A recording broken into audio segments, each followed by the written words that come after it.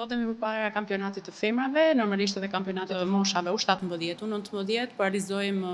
seminarin vetëm me femrat, sepse duhet të prekim disa topik dhe disa tema që na duhen në vazhdimsi për sa i përket rikujtesës rregullave të lojës, videotestit,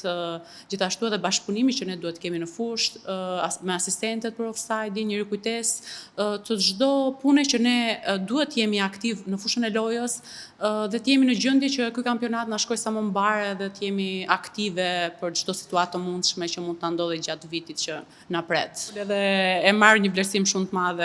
madh nga Federata Shqiptare e Futbollit dhe normalisht ma kanë besuar që sot jem prezantuese për sa i përket temave mbi rregullat e lojës. Dhe normalisht gocat këtë gjë duhet ta shohin edhe suport që nesër pas nesër do jenë ato në rolin tim, edhe pa diskutim që dua që t'jem mbështesë shumë e madhe për to dhe që të vazhdojnë të ndjekin jo vetëm rrugën time, por që të suportojmë njëra tjetrën edhe që të ecim sa më lart. Risia për këtë vit që për të shmangë ndëshkimet të kartonave të verdh të lojtarëve që kanë një prekje të topit me dorë kur jepet penallti, normalisht ne kemi kaluar vetëm kur nuk është e pastër që është shënim drejt goli për të përbërë një gol, atëherë është thjesht penallti dhe kjo është rësia që ne kemi për këtë vit. Ta suportojmë njëra tjetrën dhe mbi të gjitha vinë edhe ta provojnë të qenë ujtë arbitrës se çfarë emocionesh dhe mundësish që të ofrojnë për jetën.